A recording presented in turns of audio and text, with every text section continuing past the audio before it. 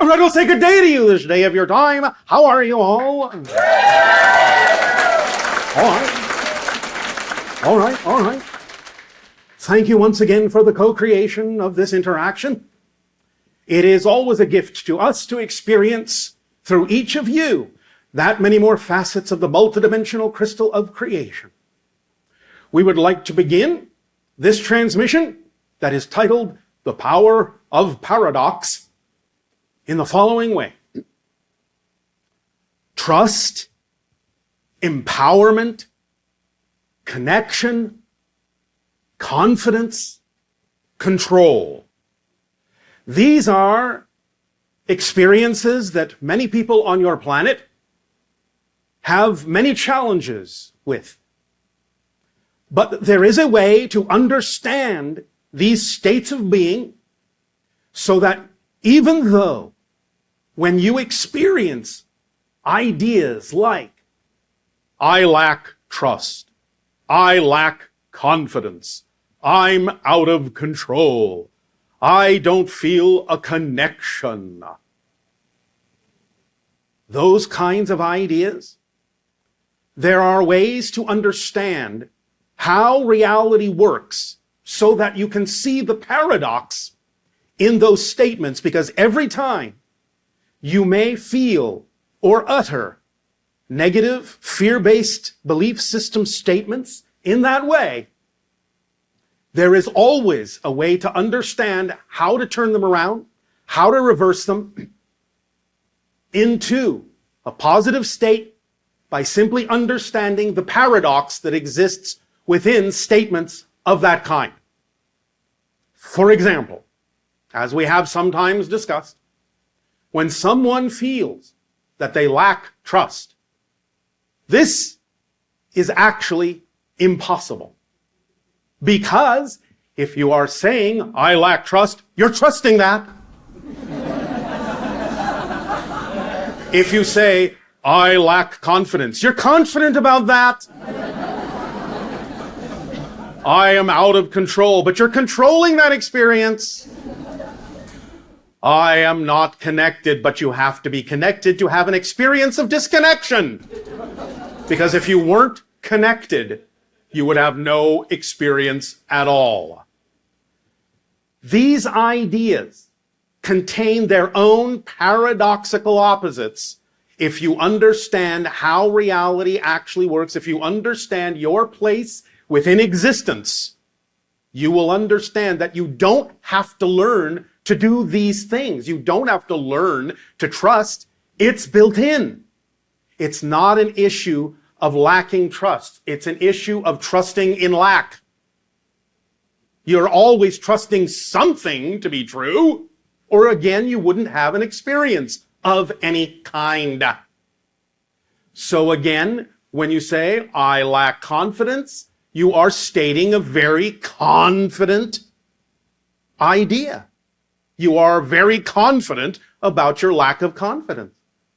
So the idea is when you feel those things, find yourself believing in those ideas, remind yourself that you don't have to learn to trust, you don't have to learn to be confident, you don't have to learn to be in control, you don't have to learn how to be connected to reality, to the cosmos, to all that is. You already do this. It's automatic, it's built into you as a reflection of creation. You can't help it. You just do it automatically. Again, you wouldn't have an experience if you didn't.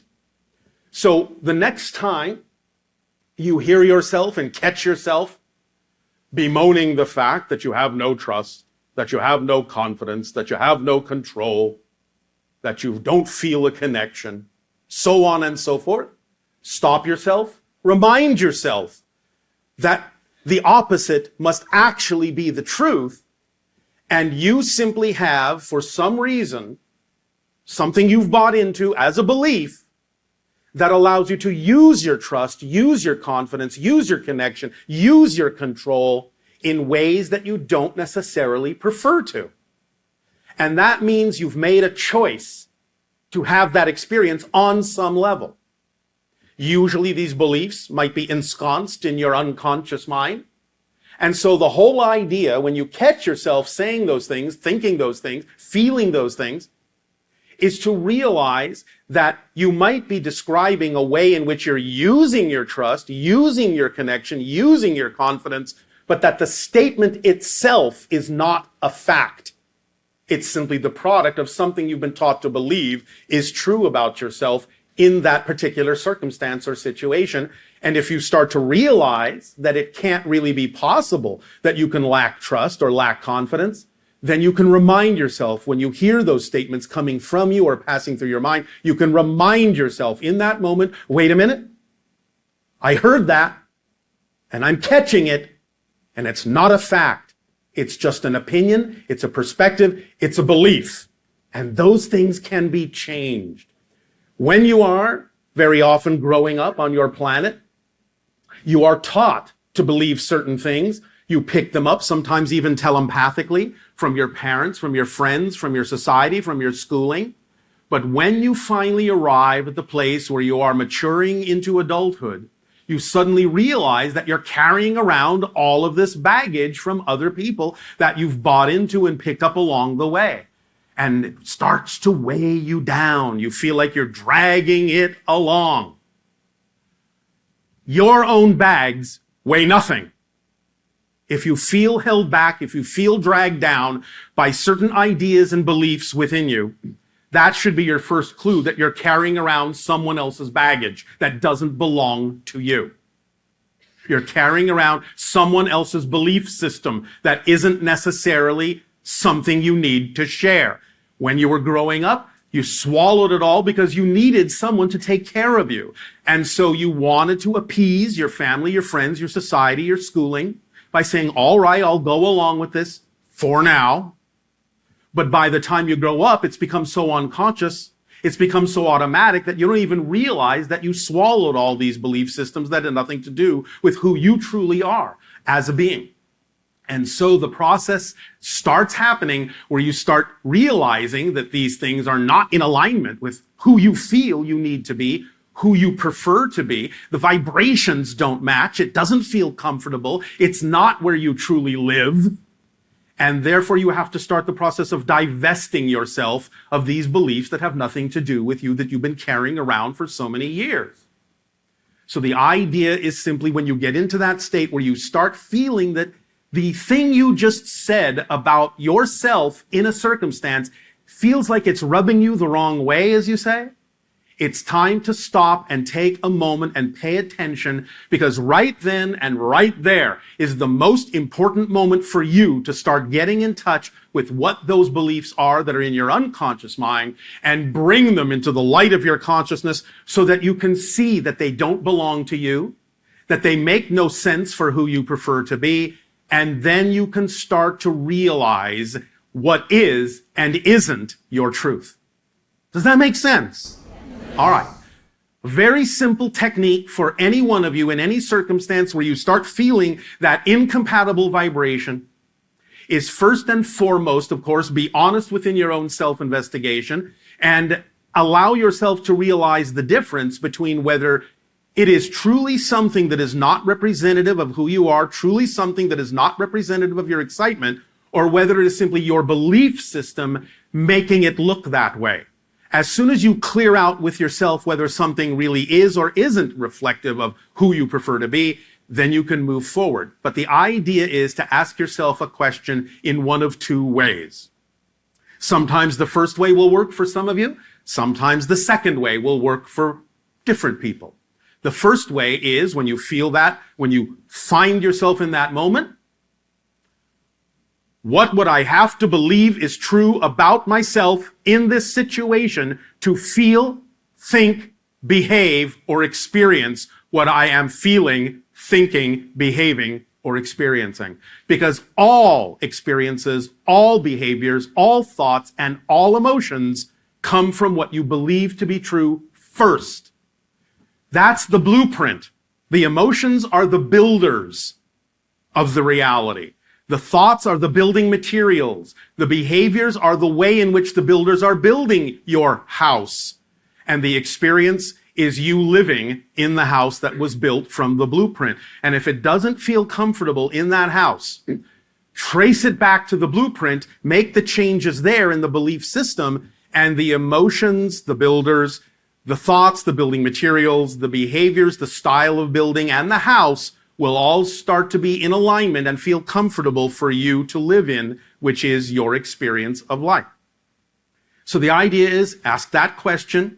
The answer in some way, shape, or form will come either through a dream or synchronicity or what have you. Or if you find that asking the question that way, what would I have to believe is true about myself in order to have this experience in this way, to feel what I'm feeling? If the answer doesn't come that way, you can take advantage of the fact that people on your planet are so used to the idea of dealing with fear that you can use it to your advantage in the following way, by asking the question in this form. If I did in fact allow myself to be who I really prefer to be, what am I afraid might happen? That will usually reveal the fear-based belief, if you are willing to hear it. Then you have something to work with. As soon as you bring the actual belief, the statement itself, the way it's arranged, the equation, so to speak, of energy that is that belief, into the light of your conscious mind, and you're aware now of what the belief actually is, if you really take a strong look at it, a clear look at what it's saying, you will realize one very important thing. The belief doesn't make sense for you. It's not logical anymore.